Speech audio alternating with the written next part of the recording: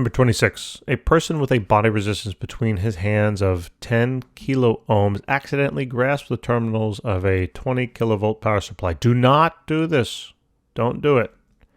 The letter A, draw a circuit diagram to represent the situation. Here's the circuit diagram. His right hand could be here and his left hand could be here, and they are both now connected to this power source. So it's a simple circuit that's created. Okay. Letter B. If only all the questions were like that, right? Letter B. If the internal resistance of the power supply is 2,000 ohms, what is the current through his body? Okay. So the internal resistance here is going to be 2,000 ohms. And now what we have to do is we have to find the current through his body, right? So I sub B, I guess, or P. I'll leave it for person. Doesn't matter. All right, that's what we have to find. So what we can do, there could be, let me just think. Yeah. So why don't we take a look at this through the total current perspective, okay? So total current supplied to the entire circuit will be equal to the total voltage supplied to the entire circuit divided by then the total resistance of that entire circuit. Battery included in everything, okay? Batteries included. So the total current here supplied to the circuit will be equal to the total theoretical maximum voltage supplied by this power source, which they told us was 20 kilovolts.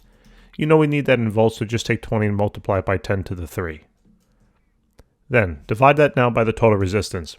Since this battery or this power source is in series with this resistance, we can add up their respective resistances.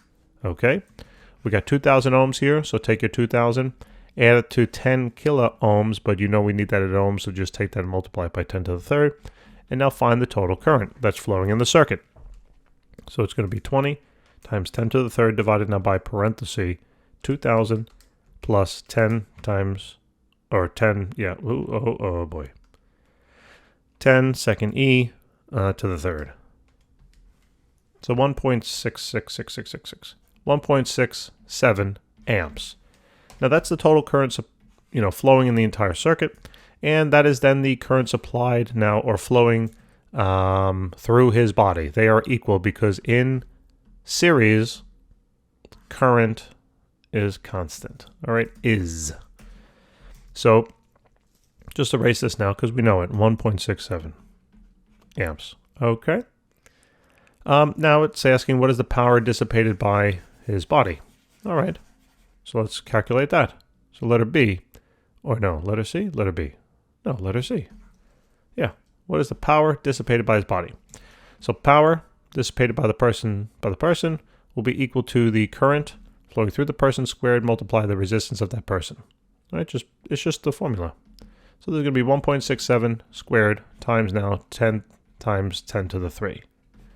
All right. And this will be, let's see what it comes out. So square that value, multiply it by then 10 times 10 to the 3. And we get 27, so 27,800 about watts. Okie dokie. Letter D. So if the power supply is to be made safe by increasing its internal resistance, what should the internal resistance be for the maximum current in this situation to be 1 milliamp or less? So basically, we have to kind of re-engineer the problem. So we talked before about that the total resistance here, the total current is equal to the total voltage supplied divided by that total resistance, right? And we said that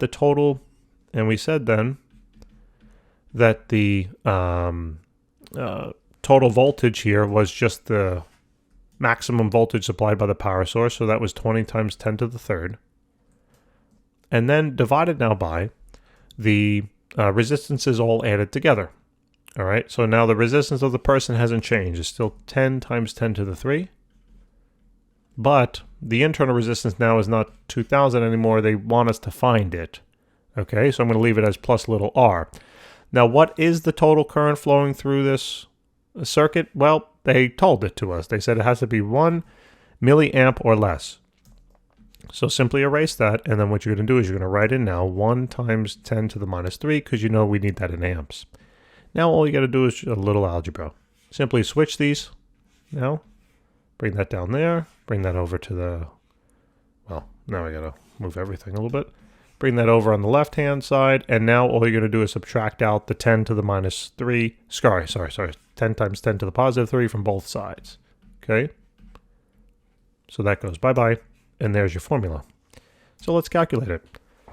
So it's going to be 20 times 10 to the third, divided then by 1 times 10 to the minus 3, minus 10 times 10 to the third.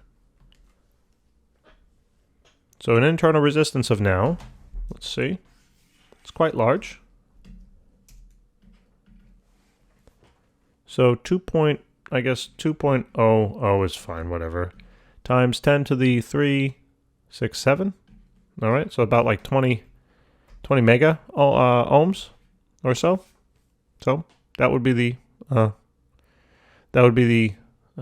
minimum internal resistance. If you went over that, then the current would have been less than the 1 milliamp. Hopefully that makes sense, right? As your resistance goes up, current must go down.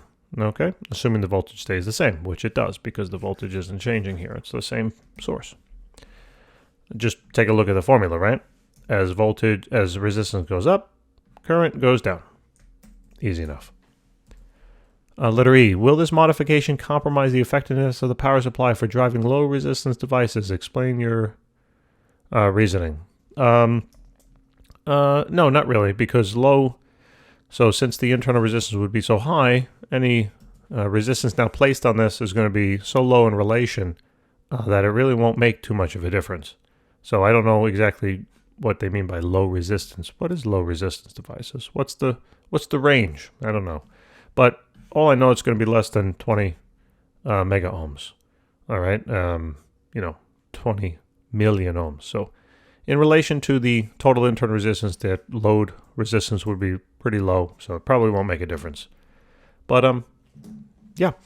So that's it, guys. Thank you very much for watching. Appreciate it. Please remember to help us out and subscribe, and I'll see you soon. Take care.